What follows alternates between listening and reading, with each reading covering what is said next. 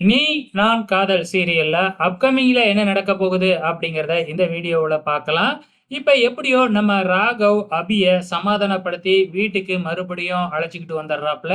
இங்க முரளி ரொம்பவுமே சந்தோஷமா இருந்தாப்ல கொஞ்ச நேரம். ஆனா அது எல்லாமே அப்படியே மறுபடியும் தலைகீழா மாறிடுச்சு இல்லையா? மீண்டும் நம்ம அபி ராகவுக்கு இடையே வந்துட்டாங்க இல்லையா? இதனால சுந்தரியும் சரி, முரளியும் சரி ரொம்பவுமே வருத்தப்பட தான் போறாங்க. அதே டைம்ல நம்ம அபி இதுக்கப்புறம் என்ன பண்ணுவாங்க, நம்ம ராகவோட டைரிய மறுபடியும் எடுத்து படிச்சு மதுவ பத்தி தெரிஞ்சுக்கலாம் அப்படின்னு ட்ரை பண்ணிக்கிட்டு தான் இருக்கிறாங்க. அப்பப்ப கொஞ்சம் கொஞ்சம் தான் படிச்சுக்கிட்டு இருக்கிறாங்க. டக்குனு டைரி எடுத்தோமா, எல்லா பக்கமும் ஃபோட்டோ எடுத்தோமா அப்படிங்கிறது இல்லாம, அப்பப்ப ராகவுக்கு தெரியாம கொஞ்சம் கொஞ்சம் எடுத்து படிக்கிறதுல என்னதான் படிக்க முடியுமோ, ஸோ மதுவோட ஸ்டோரிய கம்ப்ளீட்டா நமக்கு காமிக்கிறதுக்குள்ள, இன்னும் எத்தன நாள் தான் கொண்டு போறாங்க அப்படிங்கிறது தெரியல. அதே டைம்ல இதுக்கப்புறம் நம்ம ராகவ், நம்ம அபி இவங்களுக்கு இடையே பெருசா சண்டை வர்றதுக்கு வாய்ப்புகள் இல்ல. நம்ம ராகவும் கொஞ்சம் கொஞ்சம் மனச மாத்திக்கிட்டே வராப்ல.